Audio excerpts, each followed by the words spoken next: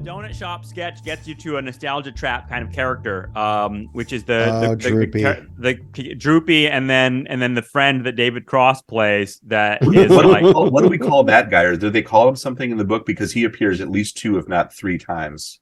no, it doesn't. He's like a Luddite. At least He's like, he hates twice. technology. Yeah, it says he sits down with his odd friend David, who refuses to eat a donut because he doesn't eat food that has, quote, the approval of the masses. Want a donut? No, I don't eat donuts or hamburgers or any other food that has approval of the masses. Did you see Sanford and Son last night?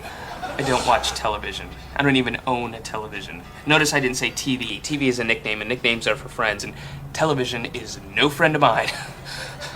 Speaking of hipster, this is like the detached hipster who's like, he's out of time. Like, I don't listen to rock and roll. I don't listen to anything that like that's on a CD, because what does he Only say? vinyl. Yeah, vinyl. And he takes out like an old Vitrola machine, and I mean that character is a meme online. I don't know if you've seen, like, if either of you guys have seen it on like Twitter or whatever. Like the guy that David Cross plays, with the way he's portrayed, like physically, he has like the bushy hair on the side of his otherwise bald head. He's wearing like a scarf wrapped around. He is like, I guess the stereotype of the pretentious dude.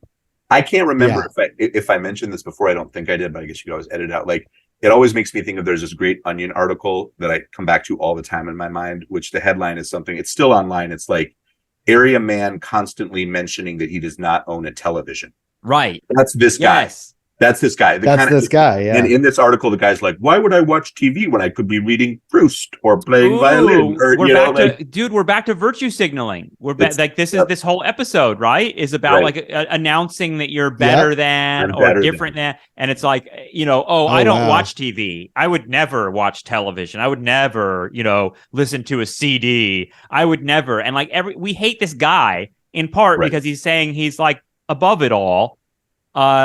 And above the rest of everybody else, and there's a performance there that is very similar to the performance that the charity people are doing.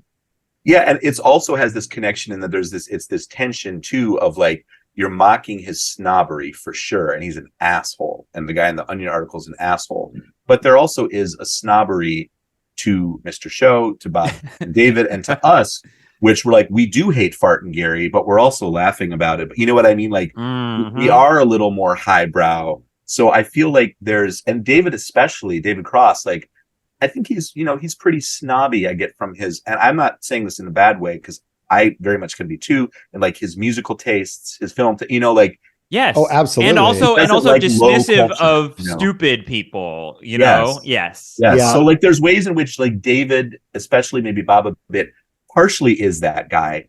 Yes. We partially are that guy sometimes. I have been accused of being that guy many times. Of course. I mean, I have a vinyl collection. I totally am a snob when it comes to certain things. And I think that part of what is brilliant about the character, I think you're right, Geoff, is that there's a little bit of self-criticism they're doing here.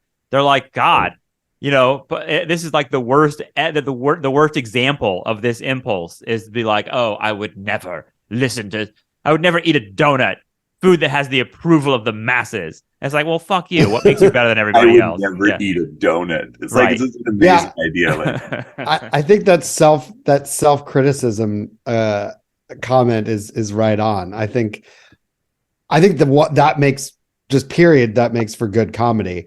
But for Mr. Show, like without that, I think it would be totally different. They're letting you know that, like, we know we could be accused of being snobs here, Right. Yeah. Yeah. No, I love that part of it. And I mean, to me, that character exists in all of us in one way or another. If you're making like judgments and like having taste, that's that character that character is right next to the biker, the gay guy, the Japanese businessman. Right.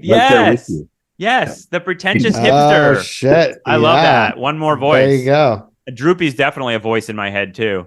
We're all Droopy. We're actually. It's so funny that Droopy and this vinyl hipster guy are together, and they say like they don't really imagine that they're friends. They're just kind of like happen to be at the donut shop together a little bit, but like the way that Droopy like responds to this guy, he's like vinyl, like he like doesn't like understand. He answers anything. Everything with a question. But also, if you think about it that way, it's like if they're not friends, really, but then why is David Cross's character in the donut shop? Like, what's he doing there? And why does he have a Victrola? Like what is going on?